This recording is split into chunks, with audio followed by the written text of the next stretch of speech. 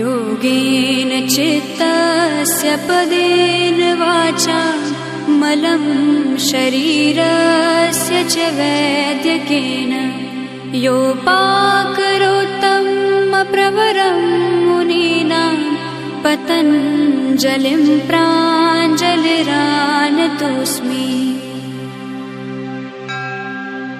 योगेन चित्तस्य पदेन वाचा मलं शरीरस्य च वैद्यकेन योपाकरोत्तं प्रवरं मुनीनां पतञ्जलिं प्राञ्जलिरानतोऽस्मि।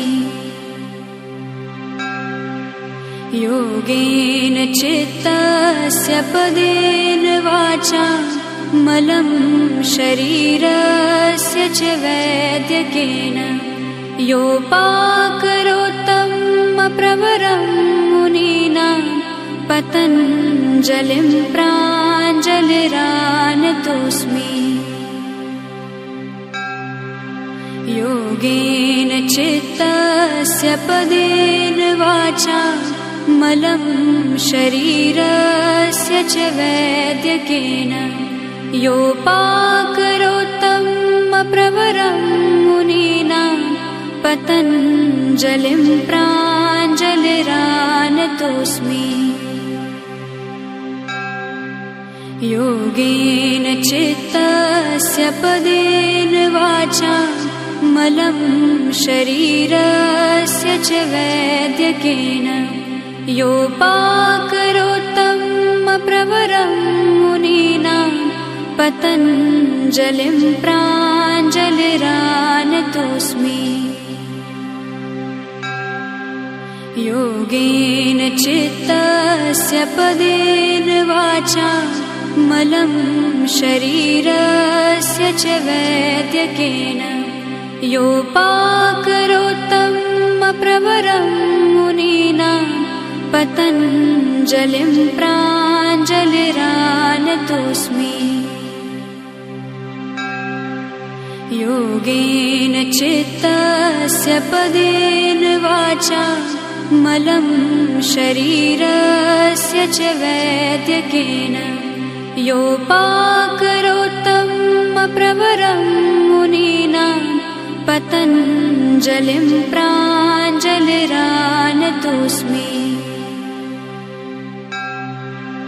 योगेन चित्तस्य पदेन वाचा मलं शरीरस्य च वैद्यकेन योपाकरोत्तं प्रवरं मुनीनां पतञ्जलिं प्राञ्जलिरानतोऽस्मि। योगेन चित्तस्य पदेन वाचा मलं शरीरस्य च वैद्यकेन योपाकरोत्तं प्रवरं मुनीनां पतञ्जलिं प्राञ्जलिरानतोऽस्मि। योगेन चित्तस्य पदेन वाचा मलं शरीरस्य च वैद्यकेन योपाकरोत्तं प्रवरं मुनीनां पतञ्जलिं प्राञ्जलिरानतोऽस्मि।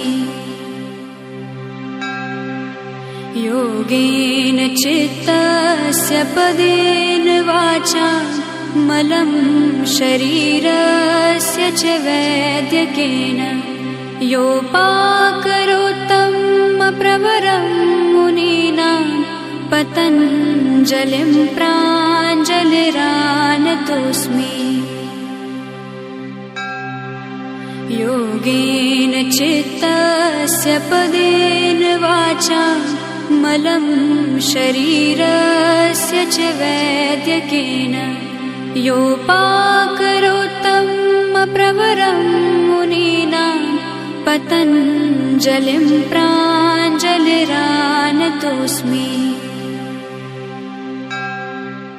योगेन चित्तस्य पदेन वाचा मलं शरीरस्य च वैद्यकेन योपाकरोत्तमप्रवरम्